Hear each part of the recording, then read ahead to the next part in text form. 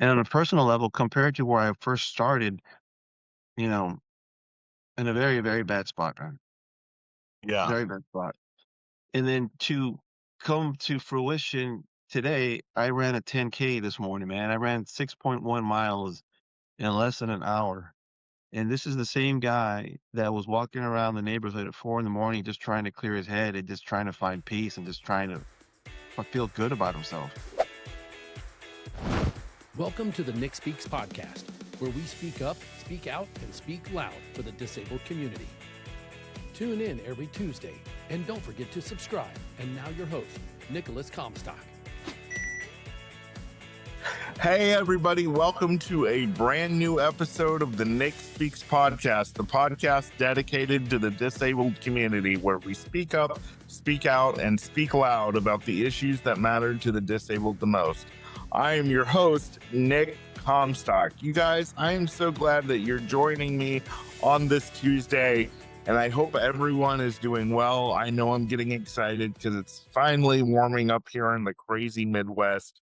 And you guys, today I have an amazing guest with me. I have an assistive technology rep who does everything from wheelchairs to insurances. He goes into nursing homes, and he's also the host of a podcast that I was recently on called the Wheelchair Roundtable. And I'll put that in the show notes so you guys can go check it out. We had an awesome conversation. Please help me welcome Rico Segovia to the program. How are you, Rico? Hey, Nick, I'm doing great. Thank you for having me on your show, my friend. Thank Thank you. you for being here. I appreciate it. So, Rico, why don't you, before we get into questions and having all kinds of fun, why don't you tell everybody who you are and kind of what you do and Sure. what you are in the disability world? Absolutely. So my name is Rico Segovia, and I am an ATP, an assistive technology professional. And basically what I do is I design and build custom medical equipment for handicapped children and adults. I'm also the host of the Wheelchair Roundtable. We are a podcast that, we put stories out there of people overcoming obstacles and disability, in the wheelchair world. So yeah, that's what I do, man. Yeah, I was just on your podcast last week. It's your most recent episode, and I don't listen to the stuff that I do because I hate hearing the sound of my own voice. Nick, it is a solid episode. We've gotten such really good feedback from our listeners, especially some of the clinicians who are listening loyally, our therapists, our physicians, our case management, and also some of the wheelchair basketball team that listens to the podcast. And we've gotten some really good feedback on it, man. And then talking to my co-host, the Quad Father, and hopefully you'll have him on your show too. Yeah, He really enjoyed it, man. I mean, he called it one of his favorite episodes. So I we are very proud of that episode. I love it, and You should. maybe You I'll keep it was great. You were great, man. maybe I'll choke it down and listen to. And I say choke it down because it's my voice, not anything you guys Mm. do. Yeah, you I don't like hearing the sound of my own voice. I don't know what it is. That's why I uh, don't watch my podcast very much either. Uh, um, I you were great. You were great, my friend. can You were do what great. I have to do. I love the fact you are the first assistive technology rep that I've had on the program. I've tried to get Ooh. um some that I've worked with personally on the program and it just hasn't worked out. But I am so glad you're based in Texas, Yep. which is another big thing because I've heard that the benefits in Texas are not so great. So we're going to talk about that and everything else. Why don't you talk about how you got started in the disability world, and then we'll go from there, ask some questions, and have a good time. Yeah, it sounds good to me. So, this goes back into the 90s. So in 1997, I started working in a pharmacy, and while I was working in the pharmacy, I was a pharmacy technician. So I would do all the prescription stuff. And at that time, the owner of the pharmacy had asked me if I knew anything about medical equipment, and I said, "No, I don't, really don't." So he said, "Let's go ahead and look into it." So he invested in some classes. I went to med trade shows. I went to different expos, different trainings. just to get an idea of how the medical equipment process started. And when this started, we started off doing hospital beds, diabetic supplies, incontinence supplies. You're very basic, what they call DME, durable medical Right. equipment. Hmm. And to touch base on that, at that same pharmacy is where I met Danny Flores, who is the quad father, who is the co-host on my show. He was 19 years Yeah. old. He had just graduated high school and he was doing the delivery. Um, he was doing all the medication delivery. So I knew there was a niche for complex rehab. And in this industry, if there is no school or any type of education that you can get, it's your last career where you learn on the job pretty much. And then I started learning about seating positioning, and I started learning about motorized wheelchairs. I started learning about custom manual wheelchairs. And at that time at the pharmacy, I had already capped out as far as how far they wanted to go along as far as exploring rehab. So I got hired by another company, Professional Medical Technologies Incorporated, and they were a true complex rehab company. So I went to go work for them, and really quick, I learned I did not know much about rehab. Luckily for me, there was a gentleman there by the name of Robert Regino who, he was very difficult. But once he found out that I was interested in rehab, he took me under his wing and he started explaining things. And at that point, the owner of that company has sent me off to a lot of different training. So I started understanding rehab. And this was back like in 2002 when I started learning rehab. So yeah, I got into it in 2002. Um, Fast forward in 2005, I partnered up with a friend of mine and we started up MediQuip Mobility, which was a local rehab company. And we were doing rehab. We were just doing your standard motorized wheelchairs, standard manual wheelchairs, nothing really complex. It wasn't until 2011 when I sat for my ATP exam. At that point, the insurances came and said, especially Texas Medicaid, saying if you're not an ATP, you're not going to be able to do any complex rehab, which I thought at the time was not fair. But looking back at it, I'm so glad it happened because it Right. finally set a standard for us for accountability. You didn't have any small little companies opening up, putting out complex rehab, and they didn't know what they were doing. Right. So I sat for my exam. I passed it on the first try. Thank you, Jesus.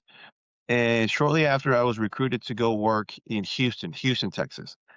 In Houston, I worked for National Seating and Mobility, Branch 4 in Houston. So shout out to Branch 4 in Houston.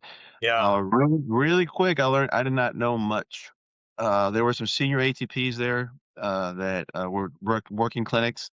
So I was just working smaller clinics, but I got exposed to complex rehab. And what I mean by exposed, I had access to a lot of manufacturer reps, training, equipment, and National Seating is a great company to work for. If you're an ATP, I recommend National Seating. Yeah. They're a good They're company. great. I'm sorry? They're a good company. Yeah. Oh, yeah. I have I love my them. I have my shower chair through them, and they're a decent company. I like them. So Yeah, I love them a lot. I love them. They're a great company. Nothing but great things to say about my time with National Seating. But in 2016, Invacare recruited me to work as the rehab specialist. So at that time, Invacare had gone under a consent decree, which meaning they could no longer do any type of custom medical equipment. And prior to that, Invacare was the staple. They were the ones that were the standard for complex rehab. So yeah. they relaunched the whole rehab division. They hired ATPs and therapists, and I got on board and I got trained up to be the territory um, rep in the Houston market, which allowed me to work wheelchair clinics at Memorial Hermann Tier, St. Luke's Hospital, Methodist Hospital. My partner, Michael Duenas, was able to do Texas Children's Hospital with all the PennDOT molding, Tideway in Galveston, UTMB in Galveston, just to name a few. So I got exposed to and then the opportunity to work with a lot of good complex rehab um, therapists. So I really want to say thank you to the therapists that took the time to work with me because I Yeah. learned so much from them. Good Um, really helps. Good training really helps. mhm. I Yeah. w- I want to ask you this. So did you ever picture yourself working in the disability world, or did you just kind of fall into this? I had this conversation with on episode 1 with my former co-host Roland. He's also an ATP, and I think the career called to me. I think everything just lined up right, and I don't consider that I have a job. I love what I do. I love helping, making a difference. And I've been able to grow with the industry, seeing the changes in technology, the changes in equipment, the changes in regulations, the changes in insurance coverage. So I've got a pretty good appreciation for it. So I think the career called to me, um, and it's just such a rewarding career, and it's such a rewarding profession. Being able to make a difference in somebody else's lives, Yeah. it's just rewarding. I love it. Yeah, they say, I think Steve Jobs is the one that actually coined the phrase, if you love what you do, you'll never go to work a day in your life. And It's right there.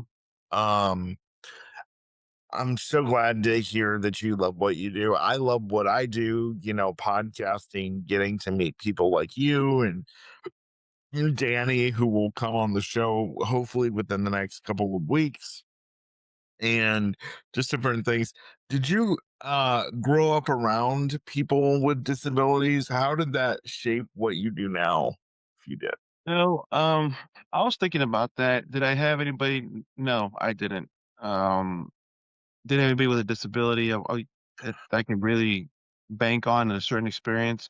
It was mostly when I first started into the career working in the pharmacy, hearing stories of people, not being able to walk and people having challenges and, the fights they had to through to get equipment approved, their quality of life, how everything just changed for them. So that's when I first started experiencing and having a true appreciation for what a person with a disability has to go through, but not so much go through, but what they have to overcome, the challenges and, Yeah, sometimes the lack of support, but they get it done. They get it done. we do. So, We do. mhm. One of the things that I find so frustrating as a wheelchair user and a person with a disability is that, everybody around us thinks that we're fragile. And I'm just like, you know, we have a disability for a reason. If God thought you could handle it, you would have a disability. So, just back off, kind of like that whole thing. And we're not fragile. You can't be fragile and have all the stuff that we do. Having a disability is like having a full-time job. Somebody asked me in my conference the other day, they said, I want to know about your hobbies. I want to know, well, what you like to do. And I'm like, I spend half my time just trying to get out of bed in the morning and get through the pain that I have every day. Hobbies. So, Mm. it's crazy. Um, so I want to talk with you, Rico, a little bit about last week's episode, and we talked about this a little bit off air, and I know you haven't had a chance to listen to it, but I've shared with you and the issue that I've encountered getting the most smart 150 portable patient electric lift. Oh, yeah. And I I did a whole episode on this last week, and I would encourage those of you that haven't listened to it, please go listen to it. I would love to hear your feedback. So my issue is that I need a portable patient electric lift so that I can go to doctor's appointments, so that I can get a sleep apnea study redone that I need to have redone, so that I can also travel and do my public speaking career and all that stuff. Now, I know that you can't put in a medical request and say he wants this for travel, because they're not going to pay for that. Um, but the issue that I'm having is Medicaid says the type of lift that I have is covered, and they says DME companies must provide it, but a lot of them won't. In fact, most of them that my case manager and I've called won't provide it because of the Medicaid reimbursement rates are too low. They won't even order it. So, can you talk about some of the issues that you run into with that as an ATP and how you get around that? Oh, absolutely. That MoLift, it's a wonderful product. I got introduced to MoLift in 2010 when it first came out, and I knew the rep very well. It's a very important product because you can take it with you for transfer. It's super important. But you are right. The insurance, even though it is a covered item, will not. Well, they will pay for it. What the situation is, as the vendor to provide that piece of equipment to the end user, they're not going to make any money because it's a money thing. The MoLift costs more than what the insurance is going to pay for it. So that's the reason they won't do it. The manufacturer is aware of this. I actually reached out to the MoLift manufacturer after we got off the phone, and he's going to look into trying to get me some type of information for you. Funding wise, I don't know if there can be additional documentation to support it. The thing is, when that lift comes out, it's got what they call a HCPC code. It's coded as a certain, it meets the qualifications to meet a certain criteria to get a code to be able to be billed. Now, when they do that, they associate a reimbursement with it. So Right. even though it says, hey, this thing is X amount of dollars, we're only going to pay you a certain amount, and that's it. So if the DME vendors or the rehab vendors do put it out and they do bill it, there's a high possibility A, it's going to get denied, and second of all, if it does get paid, it's not going to cover the cost of the low lift, and that's the situation that we run into. Yes, man. Challenges. Unfortunately, sometimes the funding source dictates what we can provide. It's sad, but it's true.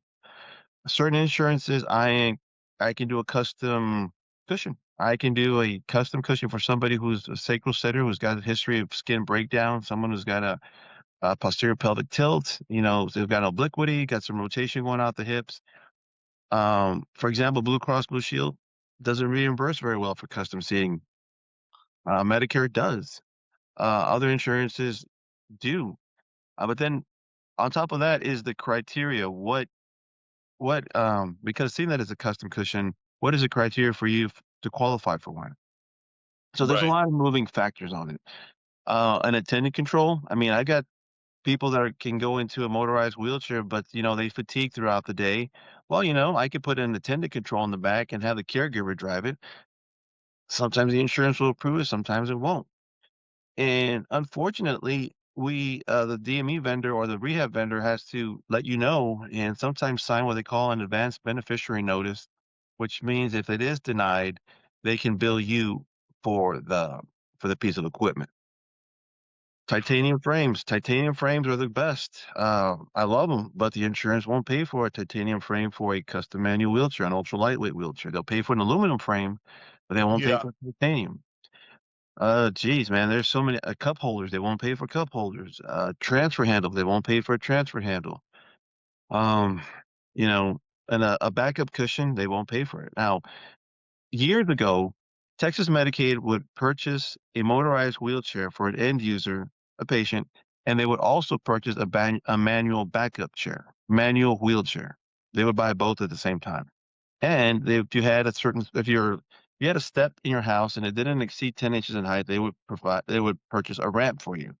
So years ago, I would be able to do a motorized wheelchair, get you the motorized wheelchair, get you a backup manual wheelchair, and get you some ramps to get you into the home.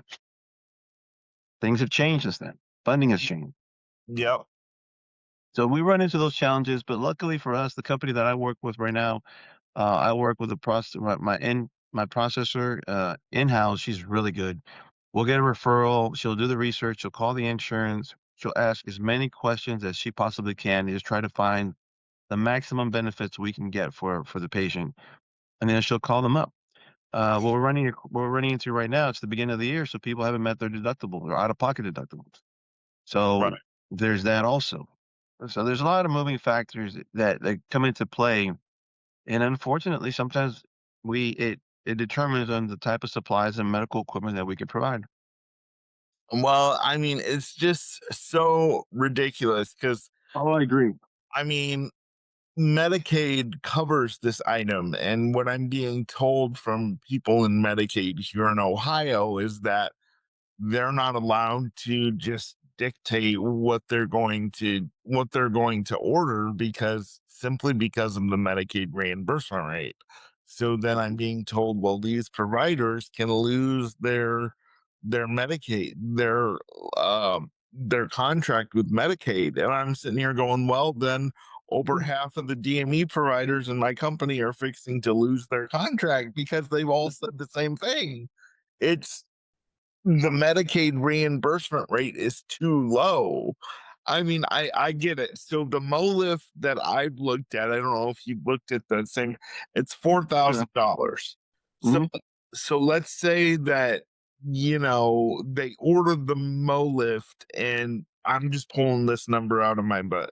They order the MOLIF and the reimbursement rate that they get is $1,500. Well, I wouldn't order it then in my case either if I was a DME provider because I'm losing over half, you know? So I You're get right. that. You're 100% correct. That's the situation. We wanna order it for you. We wanna get you the equipment, but the thing I think also is the manufacturer who makes this equipment should know this also. So it's kinda on them as well, is, why did you make something similar that is Medicaid friendly? Why don't manufacturers have a certain piece of equipment that is funding friendly? You know? Another option that is out there is, the DME vendor or the rehab vendor can reach out to the manufacturer and say, "Hey, do you have a demo that we can buy at half the price or at a discounted price?" So they're not, maybe they can break even, or in some cases, maybe a profit, but I don't know if they could put out that piece of equipment. That's a conversation. For example, when I have somebody who's got real low funding and they really need something custom, I'll reach out to Quantum, Permobil, Motion Composites, just to name a few, and ask the rep, "Hey, do you have a demo or something you're trying to sell that I can purchase at a discounted price?" If I can acquire that equipment at a discounted price, that kind of helps with the reimbursement. I'm just Yeah, trying, you know, I ain't gonna lie to you. Most companies, the rehab companies, they have a 40% gross profit margin that they're gonna go by. If right. anything falls below 40%, they don't wanna do it.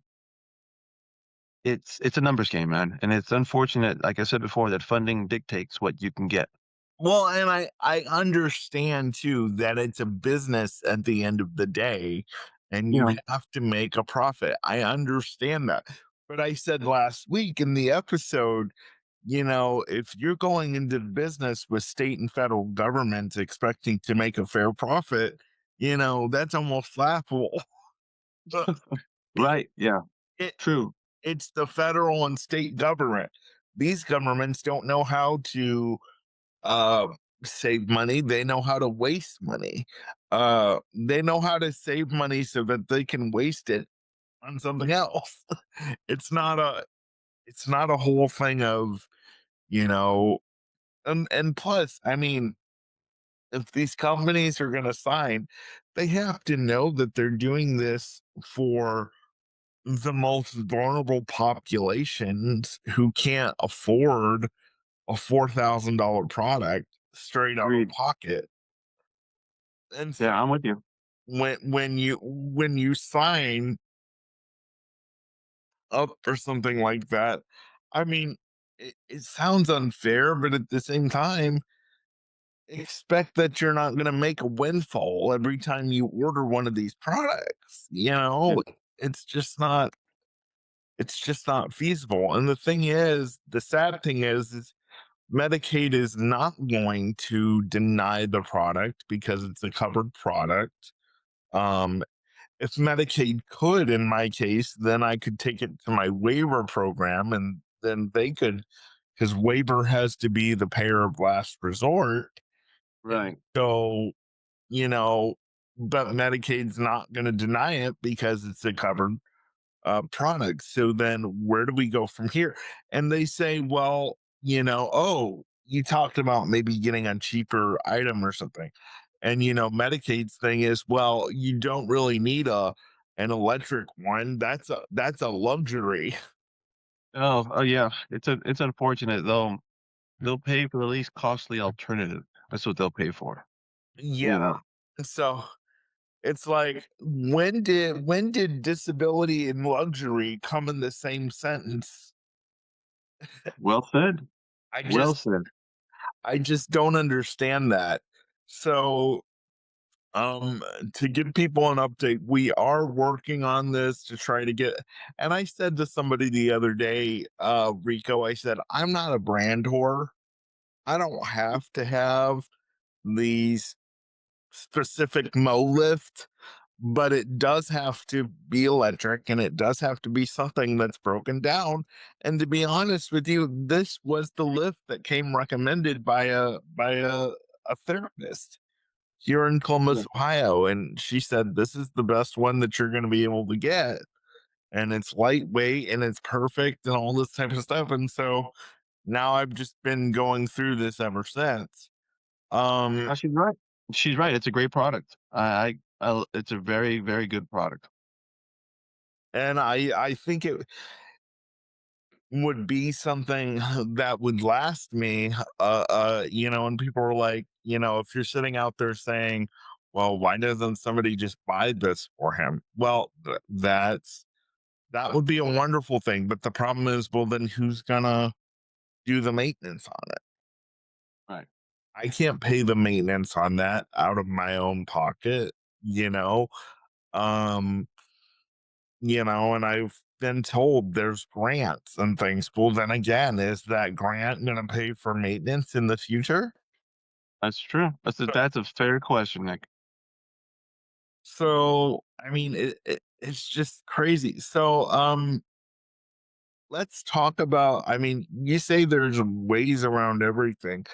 Kind of help people go through the loop de loops of the system if they're trying to get something paid for, and it's just crazy. Uh, so some equipment require you can associate what they call a modifier, and the modifier will tell the funding source, the insurance, that it is a specific type of equipment, that is a custom equipment. It identifies it. Okay. Some companies don't know that. They're just billing something or asking for authorization without putting that modifier, telling the insurance says, "Hey, this isn't your traditional shower chair. This isn't your traditional hospital bed, or et cetera. This is something custom." So that modifier will flag it and identify it, and will kick it to a different type of reimbursement. That's one thing that we make sure your modifiers are being billed correctly. Appeals, getting on the phone, if something gets denied, request, you should receive in the mail the reason why it was denied. In some cases, it's documentation related that we can go back and we can appeal and fix. Yeah. I strongly encourage, just don't take no for an answer. Ask why it Yeah. got denied. Get on the phone, call the insurance yourself. Be an advocate. Like something that we preach on the show is to be an advocate for yourself. If you Yeah. have a request for a custom, let's say a wheelchair, let's say you're doing a wheelchair, right? Don't take your DME vendor's word. I'm saying this as as nice as possible. If they say they submitted something to authorization, call your insurance yourself and say, "Hey, is there something? Do you have a request for prior authorization under my identification number?" And if they say yes, ask them for a copy. What is being requested? You want to know what the DME vendor is trying to get authorized for you. Is it the wheelchair? Does it include the cushion? Does it include my seatbelt? Does it include my tray? Does it include my custom back? Does it include my transport brackets? Does it include my airless tires? See what they're billing for you. Not just saying, hey, he needs a wheelchair and that's it. And they come back and like, what happened to my cushion, or what happened to this? It's unfortunate is we're this it's unfortunate you all don't know. You're taking the word as, okay, he's going to take care of me or she's going to take care of me. And sometimes it's not the DME vendor's fault. They just don't have the education or they don't have the experience. That's why I strongly suggest you need to work with an experienced ATP, someone who's been in the industry for a while. If you and just check with the insurance. And then you'll get the feedback. So once you get the denial, look at it. Sometimes it's like, well, the wheelchair cushion was denied because there wasn't a documentation of um, an obliquity or a pelvic tilt or history of pressure wounds. If you have pressure wounds, yes, you will qualify for a custom wheelchair. We don't want that sword open up again. If you need a pull to lock versus a push to lock brake, we could put that on there. If you need a custom seatbelt, you need a chest strap, different things that you want to know what they're trying to get for you. Just don't say, "Oh, it got denied." You want to know why it got denied, because you need a wheelchair. It's not like you're asking for something that isn't medically necessary. You are.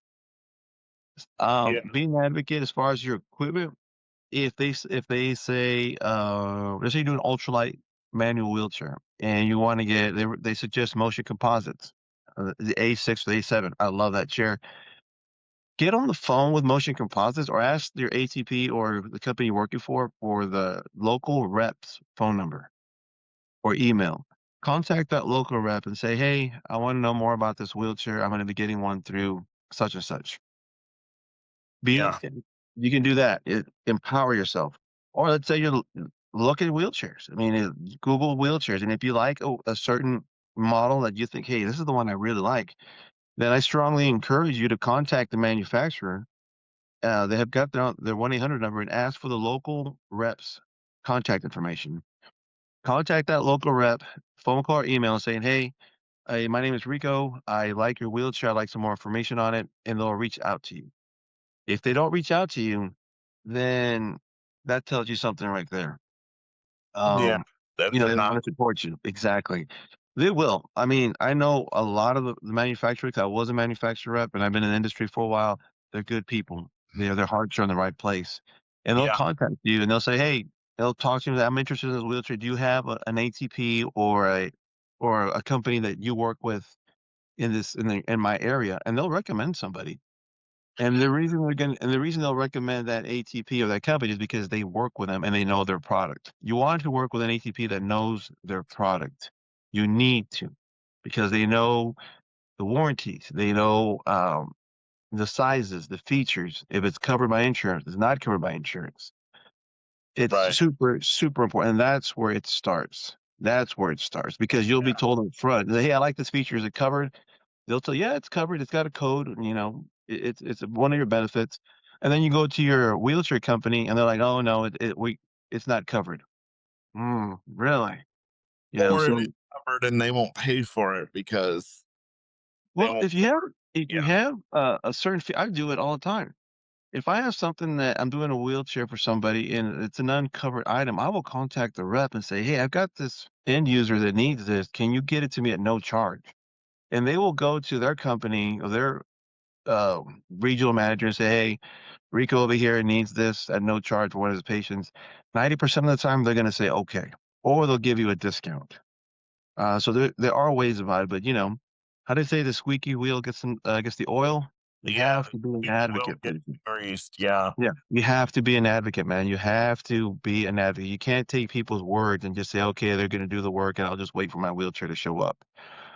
Another thing is, let's say you do the work, you get the authorization, you get the call, say your wheelchair's approved, they schedule delivery, they show up with a wheelchair or the piece of equipment. If you don't like it, don't sign for it. Send it back. I know you've been waiting. I know you've been waiting months for that wheelchair, but if you sign for it, it's yours for 5 years. Yep. So, I mean, if it's too wide, send it back. If it's too narrow, send it back. We had, uh we had a guest on our show, Giziana, and, she got a key chair, a manual wheelchair. I saw a picture of it. Totally wrong. Yeah. Totally, totally wrong for her, but she signed for it. So now I'm trying to help her trying to get that replaced. But be an advocate, stand your ground, say, "No, I don't like this. This doesn't feel good." And there's been plenty of times, like, where I've done a cushion or a seating system, and I think it's great in theory. Therapist thinks it's great in theory. We take it out there, we sit them on it, and the patient's like, "I don't like it. It doesn't feel right." Right then and there, I say, "Okay, let's take it off. I'll come back with a different cushion, and we'll try it until we get it right." Yeah. That's what you need to do. Yeah. 100%. You have to do this because, you know, everybody's like, why do we have to fight so hard? Listen, everybody, there were people in the 90s that crawled up on their hands and knees to get the ADA accomplished. Okay. They crawled up the state steps to do this. Nothing in life, whether you have a disability or not, is going to come easy to you. But especially when you have a disability on top of just normal life, you're going to have to do this advocating. You're going to have to do the paperwork. You're going to have to become an advocate. You're going to have to become a legal eagle of sorts and know your rights. And if you don't, 100%. you're screwed. you're screwed. I mean, you just are. Yeah, you're right. 100%. You have to be an advocate for yourself. And that's the message that we push out on the podcast. Danny says it all the time. I say it much time. You have to be an advocate. Is it fair that you were injured? Is it fair you were born with a disability? No, it's not fair. And I feel bad that Right. people are put in that situation. But you got to suck it up and you have to fight Yeah. for yourself because no one else is going to fight for you. No one You else have is going to fight as hard for you as you do. exactly I mean, 100%. it's exhausting. And sometimes people without disabilities are like, I've done all I can through my job scope. And you're like, really? Is that it? And, it's even hard when you call these insurances. I'm just going to tell you now, when you call these insurance companies, be prepared to talk to 3 or 4 people who don't know what they're talking about. Oh, for sure. Yeah. It's crazy. In Texas Medicaid, you should deal directly with TMHP, which was the Texas Medicaid Healthcare Partnership here in Texas. Yeah. Well, at some point, they moved to MCOs, managed care organizations, like your Molinas, your Right. Superiors, United Healthcares, right? So they hired people to determine prior authorization that knew nothing about our industry. I think they were in the restaurant industry before. They were some totally different industry. So Yeah. you expect somebody who knows nothing about wheelchair or medical equipment diagnosis, nothing about condition disability to approve a piece of equipment. So we would get denials and we'd be like, what do you mean it's denied? So yep, you have to get on the phone. You have to wait at least, pack a lunch. You're gonna be on the phone at least an hour to Yes. 2 hours. And Yes. God forbid you get hung up on because you have to go back into the whole system. But yes, be a champion, get phone numbers, get email addresses, get, their regional managers' names, get the boss's name, get as much information and have them with you. So when you're on the phone and you're not getting anywhere with somebody, okay, I need to go to somebody else. And you have to be an advocate. Unfortunately, they make it as difficult as possible so you can just give up. Yeah. Because that's what they want you to do. It's funny that you brought, Texas Medicaid and all that in. I called the Medicaid consumer hotline here in Ohio, and I have straight fee for service Medicaid. And the reason why I have that, Rico, is because all these other managed care plans, they're horrible. They're Mhm. just for my situation, and because I'm on a waiver and I receive over $500,000 worth of services from the state, a managed care plan wouldn't work for me. So, I called the Medicaid consumer hotline the other day. I was on the phone probably for over 40 minutes, and that's a decent amount of time That's actually that's actually pretty good. to get someone on the phone. But when I got someone on the phone, they were like, "Oh, you want a wheelchair?" I was like, "No, I want a this lift is covered." They're like, "Oh, you're calling for upper respiratory equipment?" No, I'm not calling for upper respiratory equipment. "Oh, you're calling for a lift." Well, what you need to do is you need to find another DME company that takes Medicaid. I said, "Man, that's not my issue." And by the time I hung up, I was back to where I started. I was just like, it's so frustrating, but you have to keep going. You Exactly. you cannot give up on this because this is just you made 10 phone calls in one day and they all told you no. You're gonna get 10,000 no's before you get a yes, we can help you. And what really irritates me is these people, you finally get them and they're like, well, if you would have called me first, well, I had to make 10,000 other calls before I got to you. So sorry. Yeah. I Yep. mean, Yeah. With the Medicare organizations, the way it works is Texas Medicaid hired these managed carriers to process their claims. So they get paid a certain percentage. So you'll get, for example, United Healthcare. I'm just throwing this out there. right, I'm just throwing this number out there. They'll say we'll pay you 60% of the Texas Medicaid fee schedule, or we'll pay you 70%. You're lucky, 70%, because that 30% is profit for them. They make money off of that. That's the way it works.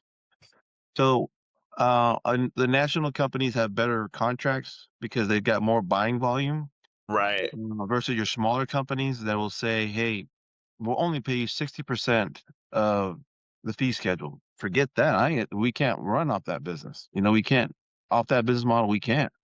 And then you have other companies that'll get paid 80% of the fee schedule, and that's gold if you can find that.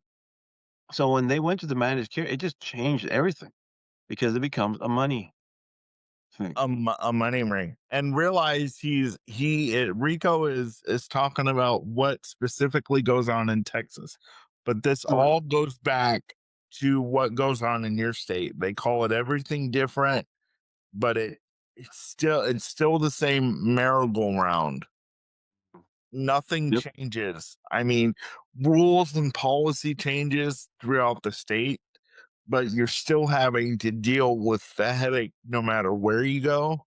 So this is Right. why we're telling you you have to be an advocate. You have to, you know, 100%. fight for yourself because nobody's gonna fight for you like you.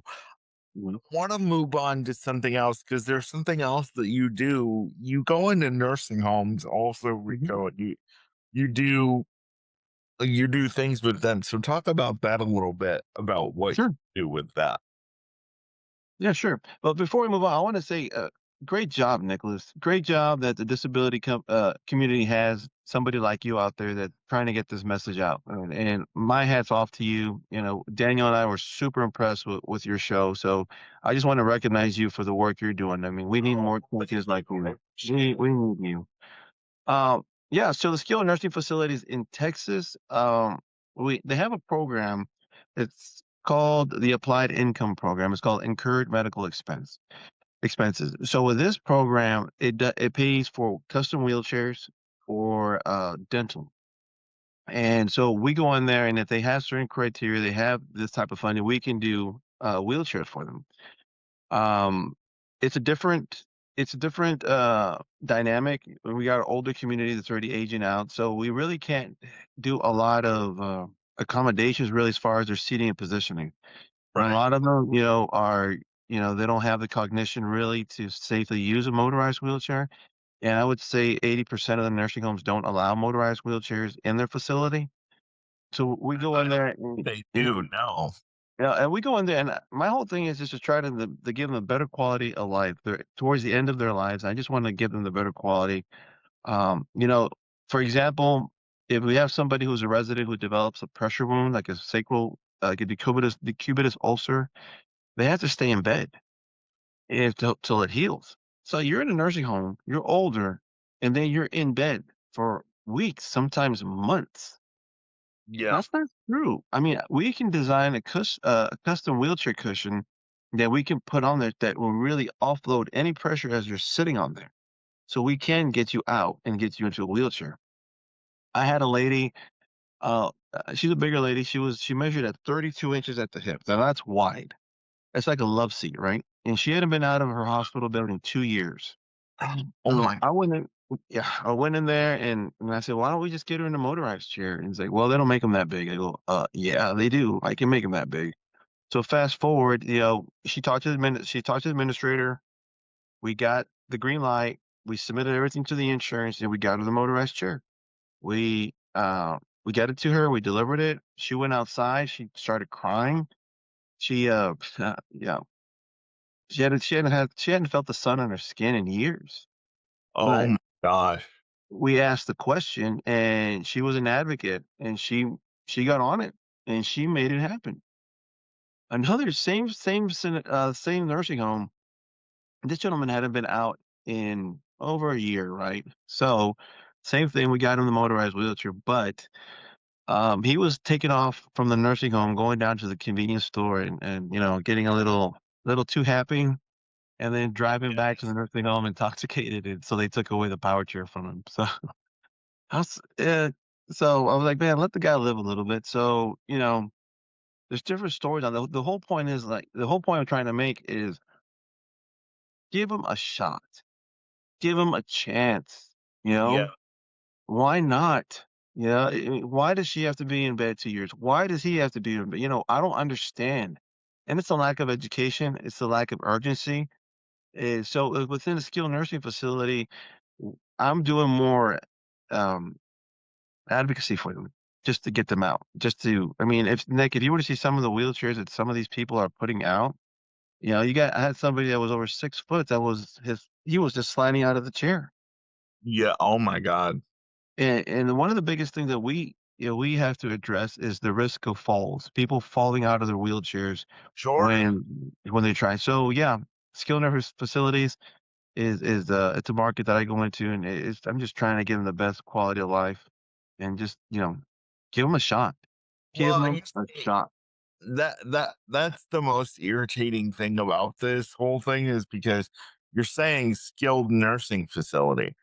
Right. It in the first word of their facility is skilled. So why are these people just being left to be in bed and just, rot away to nothing? You're a skilled nursing facility for a reason. Figure it out.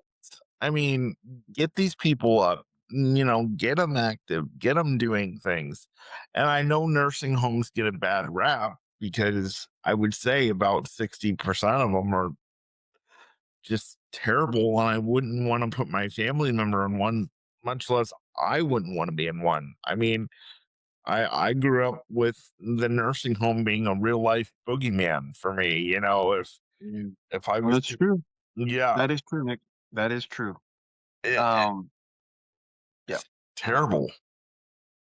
yeah, I'm with you. I mean, we get sometimes. Well, when I get, let's say I work with a local rehab hospital, so what I work a lot with are just your complex. Well, your rehab inpatient hospitals. Somebody who's injured that comes into the rehab facility and then they get discharged home. That is something else.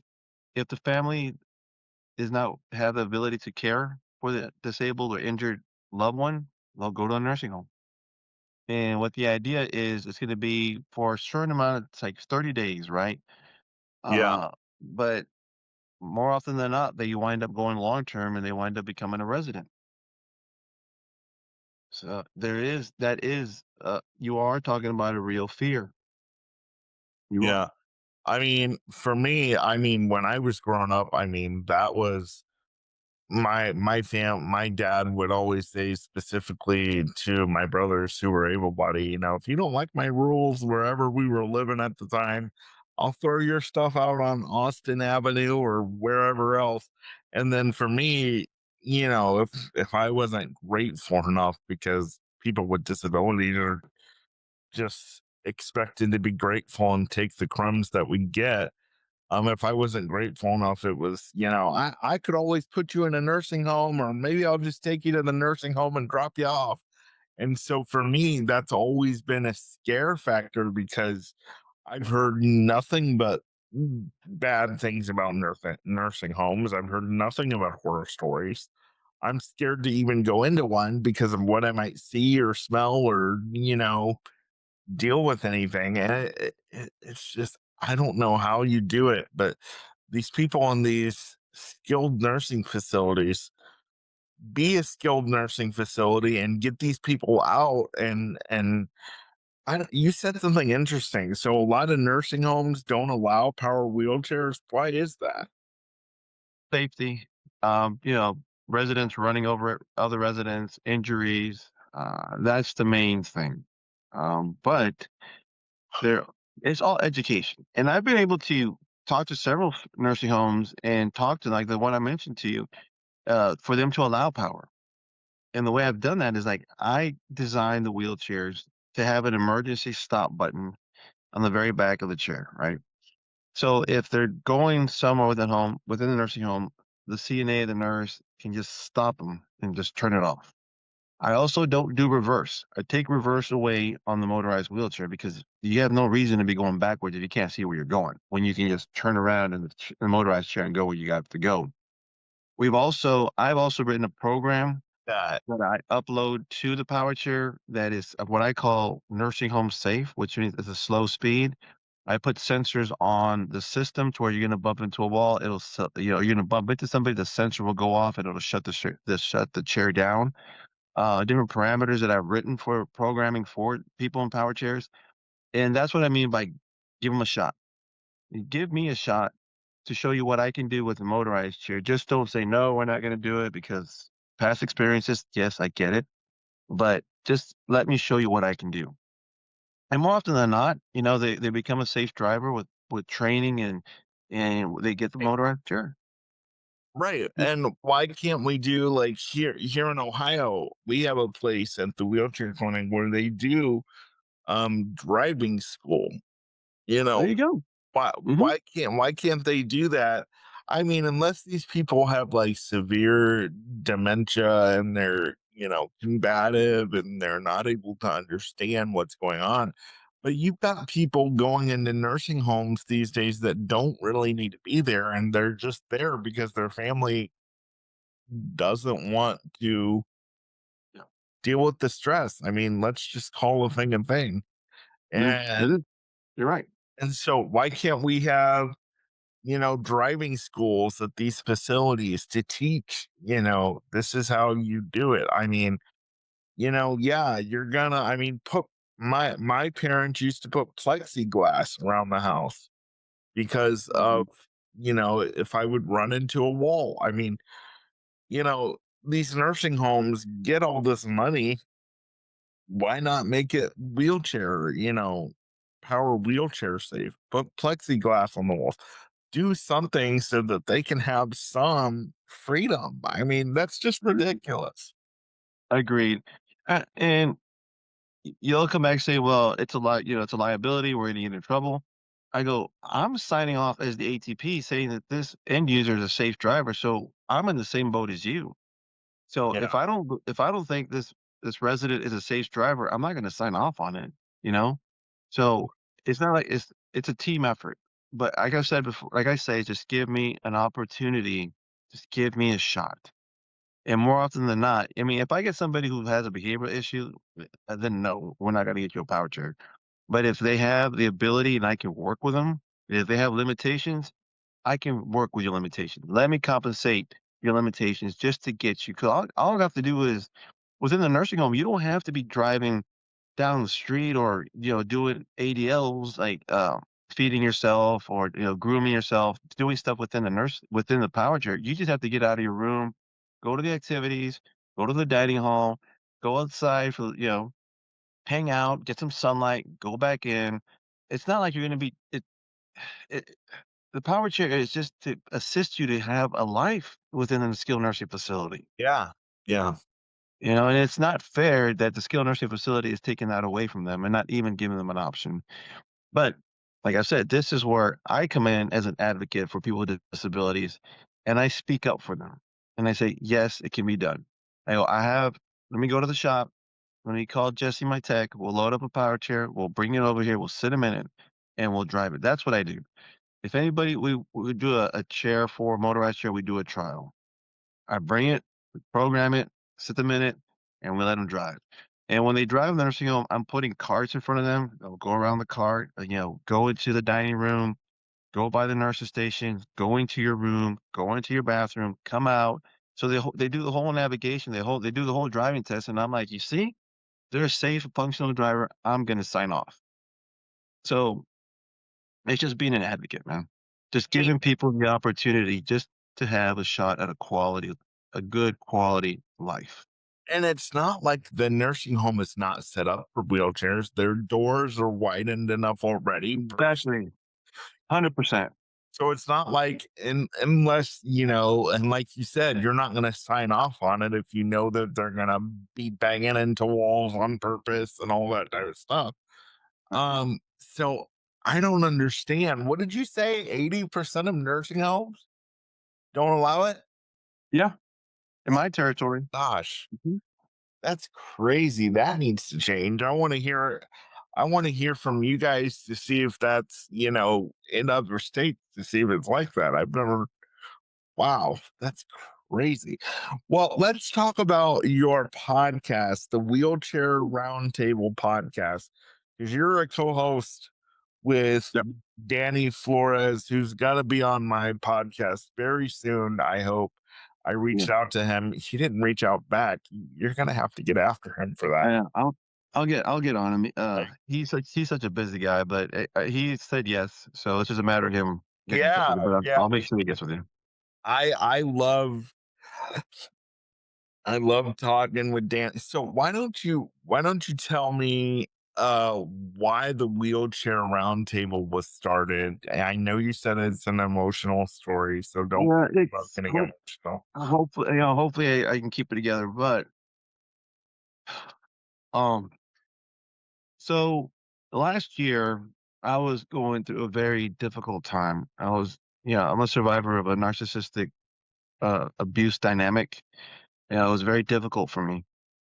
And during that time, I asked God, I go, I just want to do something amazing. I go, I want to do something amazing. I want I want to be remembered. And the next day, I'm not kidding you. I started waking up at 4 in the morning out of nowhere with nothing to do. And then that's when everything started. I started getting up. I decided, well, let me just start walking just to clear my mind. So I was walking around the neighborhood, just clearing my mind. And that walking just led into running, and it led into just overcoming things. I'm like, "Man, there has to be something more to this." And at that time, um, I'm also one of the assistant coaches for the Rio Grande Valley Vipers wheelchair basketball team. And I started seeing these people, you know, overcoming and just playing and just giving it all they had and just getting better. And then we had a scrimmage against the Corpus Christi, Rims. They're our sisters. They help us out as far as sister team. Yeah. And just see the families come with signs, with balloons, with, just such support and love. And then seeing these athletes on their wheelchairs, and I'm like, when's the last time the family cheered for them? When was the last time somebody in a wheelchair was cheered for? Yeah. And I'm seeing this beautiful moment. I'm like, "How do we get this out? How?" So, the next week, I used to work with another ATP, his name's Roland Reyes, and, shout out to Roland. We started talking about seat depth. I think the longer the seat depth, the more pressure I can relieve off on a wheelchair cushion. He thinks the shorter. So, we had this whole conversation about wheelchair cushions, and I'm thinking to myself, "Somebody needs to hear this too." So, I'm a big podcast guy. I love listening to podcasts, and I'm there at wheelchair basketball practice, and I'm just looking at them, and it's just in my head, podcast. Podcast came into my mind, and Yeah. it wouldn't leave. It just kept podcast. Like, well, how am I going to do that? Well, I just asked. I got Chat GPT, typed it in there, say, "Hey, I want to start a podcast," and press enter, and it told me everything how to do it, where to get the hardware, the hosting site. I got Riverside for my podcast stuff. Right. It just took off. And Roland and I did our first episode together, and it just flowed. And we put it out there, and people started hitting. And then the next episode we had was Danny, who's the quad father. He came on, and he told his story. And at that time, Roland and I were recording in my dining room, where I used to have my house, and we had Danny on a cell phone coming in. And then it just started rolling. It just started rolling one episode, and it just started taking off. And then Danny reached out to one of his friends who owns one of the Marriotts here, and they gave us the fifth floor. They gave us a studio to use, so that took off. And then Wow. I, and Amazing. then, and just this connection with God. It's all God. I can see God's fingerprints all over this. That He's given me this opportunity just to be an advocate, a big advocate. And I just reached out to people on social media. I changed my social media over I just started liking and requesting people in wheelchairs as my friends. And if you look at my social media, it's like 80% of my friends are either clinicians or wheelchair users, or more like 90%. And I would just send a direct message, "Hey, are you interested in coming on?" And sure enough, so it just started flowing. It just Yeah. started, Yeah. flowing. And I'm just taken back. I am just taken back that that everything is happening. I'm telling you, Nick. it's just God that just gives me a message, and I've explained it this way. I say, I guess it's an emotion. I feel an emotion. Within that emotion, I have a message, I have a direction, and I don't know when it comes, it just comes to me, and it just happens on its own. So, we're 5 months into the Wheelchair Roundtable. We have season 2. We've got, I don't know, I think close to 20 some episodes on there. I checked this morning, we're over 2,100 downloads, and we're growing. Man, we're growing. Yeah, we got listeners throughout the United States. I have a friend of mine who was in the Brazilian basketball team, the Olympic team. So we have people in Brazil listening to us, Europe, Australia, Europe. It's big, man. It's just taking off on its own, and That's we don't know, amazing. and we don't know it. I told Danny, we don't know this. We don't know who we're reaching. We don't know who we're talking. We don't know the message we're getting out there. We don't get any type of feedback. We have no idea. And I tell Danny that's the way it should be. We shouldn't look for a pat on the back for what we're doing. What we're doing is we're just doing for others what they cannot do for themselves. Yeah. And yeah, man, it's just a bit it's so humbling that that God gave me this opportunity just to be a service, man, and just to help out. And on a personal level, compared to where I first started, you know, in a very, very bad spot, man. Yeah. Very bad spot. And then to come to fruition today, I ran a 10K this morning, man. I ran 6.1 miles in less than an hour. And this is the same guy that was walking around the neighborhood at 4 in the morning just trying to clear his head and just trying to find peace and just trying to feel good about himself.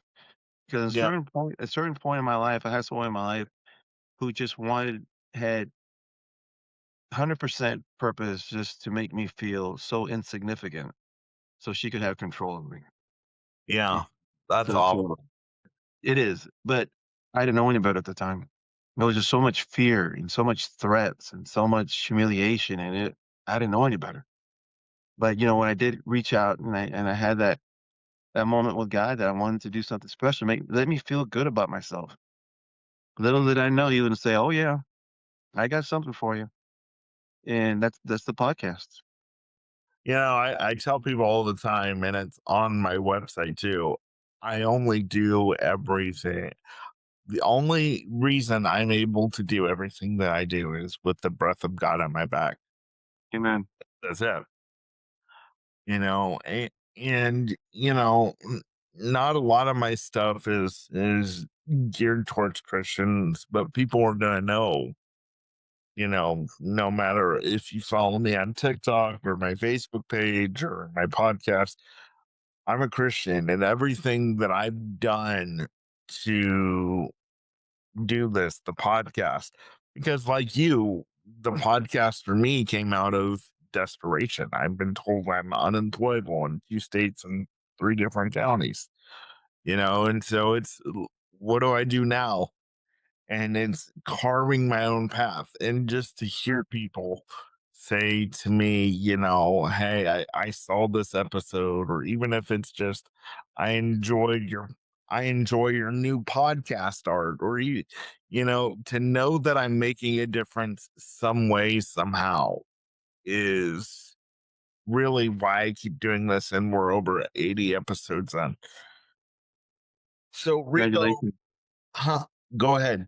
Say what? Congratulations. Yeah, also, lately our episodes have, now that it's just Daniel and myself. Roland was with us for a while, but he retired, so he went did his own thing. So now it's just Danny and I. But it's gotten better with just Daniel and myself. And lately we've had this conversation about higher power, something out there, the universe. And so for some people, it's a very touchy subject. It's a very touchy subject. And for me, I'm just going to share this with anybody. If there is a God, or if there is something bigger than me, um, I can prove it to you. And this is how I'm going to prove it to you. I'm just going to share what was shared with me is that all of us have 1% of God living in us, whether it be you call him Jesus or you call him, Buddha, you call him whatever, you have that 1% in you. And that 1% is going to be your lungs. It's going to be your heart. It's going to be your eyes. It's going to be your Yeah. skin, your digestive system. Think about it. Do you control your heart? Can you make your heart stop? Nope. Nope. If you held your breath, what happens? You pass out and you wake up gasping for air. Yeah. That's not in you. Just doing for you what you can't do for yourself. For life to exist on this planet, everything has to line up correctly. The right degree of the planet, the right temperature, all the right elements. It has to line up perfectly for us just to have a chance to exist.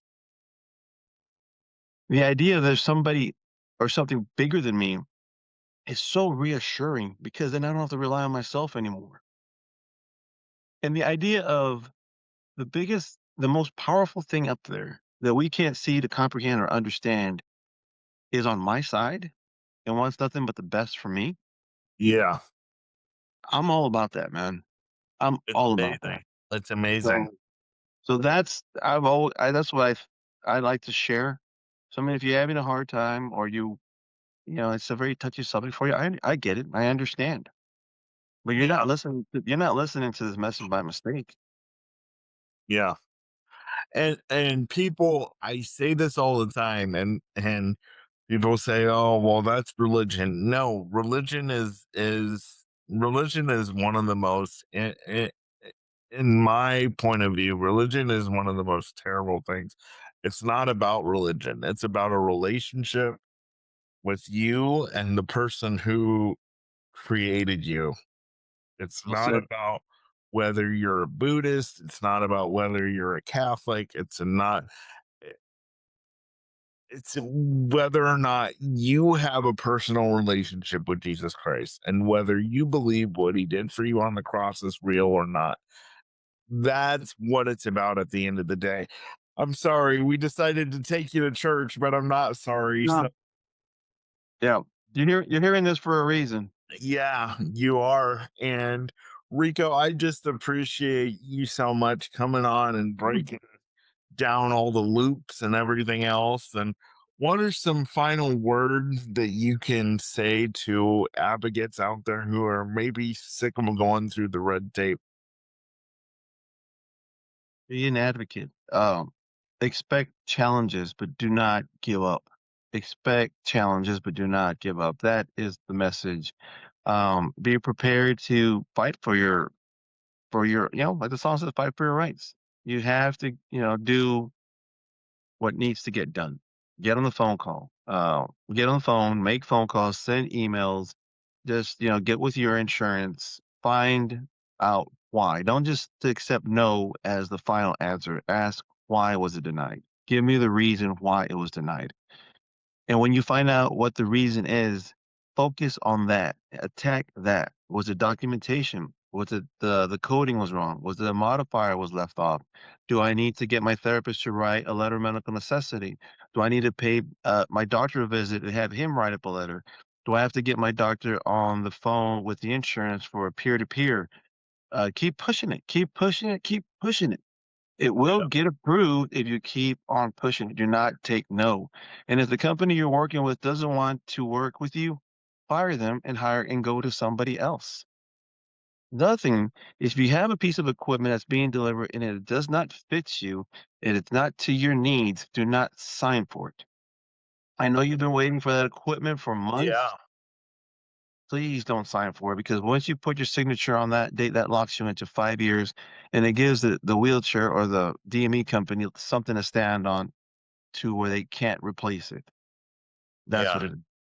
Other thing I really encourage you to do is if you have a product you like a wheelchair or cushion or stand or anything, get in touch with a manufacturer. Start asking them questions. Where can I get this? Who do you recommend for me to work with? Don't if you don't know where to find that piece of equipment, well, the manufacturer has reps and they'll direct you. And trust me, Yeah. when you start working with a manufacturer rep, there's good people. They're going to be an advocate for you. Be an Yeah. advocate. So if you think about it, how am I going to be an advocate? Create yourself an army. And how? You get your therapist involved. You get your ATP involved. You get your insurance involved. You get your doctor involved. You get so many people involved as part of your team, and you use that team to attack. You're not alone. You're not alone, and Yeah. we're here to help you out for sure. Be an advocate. And often it's going to seem like you are alone and you're going to feel like you are, but you like Rico said and has kept saying throughout this episode this morning is you cannot give up. That's what they want you to do because then these companies don't have to do the extra legwork and spend the money that they're supposed to spend on you anyway. And but don't do it. And if you have to get involved, get whoever you can involved. Uh, you say, I don't want a target on my back. Guess what? You're going to have a target on my back. I can't tell you how many targets I have on my back because I'm Yep. such a loudmouth. That's why my mantra is speak up, speak out, and speak loud because you have to. I love it. The other thing also is if you are listening to this episode, you have a question about medical equipment thing, reach out to me. Yeah. Just shoot me an email. I think it'll be in the notes or something. Yeah. But it's my name. I'll tell you right now. It's Ricardosegoviajr at gmail.com. It's my name. So if you're listening to this and you have a question or you want some more information, shoot me an email or get with Nick and he'll get in touch with me. Yeah, we'll have everything. We'll have Rico and Danny's podcast in the show notes. We'll have his email in the show notes because if you have someone on your side living this life with you and not just watching you live it, not just watching you in pain. I hate people who say, oh, I wish I could go through this with you, or I wish there was something I can do. There is. Be Yeah, an, absolutely. be an advocate for your family member. Get on the phone. Don't let them take no for an answer. Yeah, absolutely. I mean, if you think about it, Nick, and I've said this before, if I am an employer or if I'm just in general, if I see somebody who's a wheelchair user who is living life versus somebody who is not a wheelchair user, give me the wheelchair user because they've overcome some obstacles and they did not settle. They are an advocate for themselves. They're working, they're driving, they're doing what they can. Now, some disabilities you have limitations, but they're doing something, you know? Yeah. They didn't say no. Get to know those people. Also, like the social media support groups, get on there, post, read, be an advocate, you know? And we had Mike Kent, he's on our episode. He has empowering disability. He's part of a group that he has on social media and he talks about it, you know? Be an advocate. Yeah. Don't be the one that sits on the couch or don't be the one that just gives up because life it keeps on going. It doesn't stop. So you might as well jump in and make a name for yourself because you don't know who's watching. You don't know who you're going to inspire. You Yep. don't know you're going to inspire the what you're going to teach the wheelchair companies. Like, wow, it can be done. And then by you doing that, it opens up the door to everybody else. And We all we all have the opportunity to make a difference. We just have to have the desire and the belief in ourselves that we can do it. yeah, and Regardless, I want to regardless. say too, Go for it. get out of this. I don't want to be inspiration born. Get out of that because the moment you say you don't want to inspire, well, they're just happy that I'm doing everyday things. We were told we couldn't do everyday things. That's Mhm. why it's inspiring to people. Let people be inspired by your story. Inspire people to do better. Absolutely. I say this all the time. If I inspire people and I don't have to take my clothes off, shit. I mean, and I What? think I'm a pretty sexy guy, but Be an inspiration. Why not? yeah, Why not? Why not you? Why not you? If somebody's told you you can't do it, they lied to you. Don't buy into the lies that people tell you because they're doing it for themselves. right. If they don't believe in themselves, that's their business. Your business is to believe in yourself and to make an effort. Just make an effort. Give yourself a shot, man. You have to give yourself a shot first before anybody else will. And it's unfortunate, man, but that's the way it is in the disability community, man. You know, Yeah. it's it's a challenge, and it's not fair, like I've said before, but it makes for a hell of a comeback story if you're able to pull it off, and you will, because you won't be alone. You will get connected with the right people. You'll get connected with me. You'll get connected with Nick, and then we'll connect you to the people that we know. And so just be inspired, please. Give yourself a shot. You're worth it. And then you never know who's looking at you. You never know who you're going to inspire. And you're right, man. Be an inspiration. Be an inspiration. Be the exception to the rule. Be the one that is the champion. Be somebody. You're not defined by your disability. That's not who you are. That's what Yeah. you're dealing with. You know, and it's easy for me to say that being able bodied and stuff like that, but I can say it because I've seen it. I Yeah. see it. I see it all the time, man. And it's such an inspiration for me. Such an inspiration that it keeps me going. Um, And I got to meet you, Nick, and now we're friends. You have my cell number, so we're going to be connected for the rest of our lives. So we Yeah. meet people. We are. Yeah. Well, thank you so much for being here, Rico. It's been Course. awesome. And we just kind of, this is what my podcast is. It's a honest conversation, and it's teaching people and everything. You guys go check out his podcast, the Wheelchair Roundtable. I was just on it. The episode's out now. I'm gonna force myself to listen to it, I promise. It's good, Nick. It is one of the best we have done. It is real talk. It's three friends having a conversation. It's not scripted. We talk from, uh, employers not hiring people with disabilities. We talk about dating. We talk about schools. We talk about everything, man. It's a great conversation. Yeah, it really is. So you guys check that out. And if you want to get in contact with me or Rico, you know how to do that. We'll put Rico's information in the show notes, and you can visit my website at nickspeaksofficial.com. And this is the Nick Speaks podcast, dedicated to the disabled community, where we speak up, speak out, and speak loud about the issues that matter to the disabled the most. Thanks again to my guest, Rico, for being here, and I will see you guys next week. Peace. Peace. Thanks for tuning in to the Nick Speaks podcast, where we speak up, speak out, and speak loud for the disabled community. If today's conversation resonated with you, please like, subscribe, and hit that bell so you never miss a new episode. You can find Nick across all platforms by visiting his link tree in the show notes. And please leave a comment to join the conversation. Until next time, keep speaking up, keep speaking out, and keep speaking loud.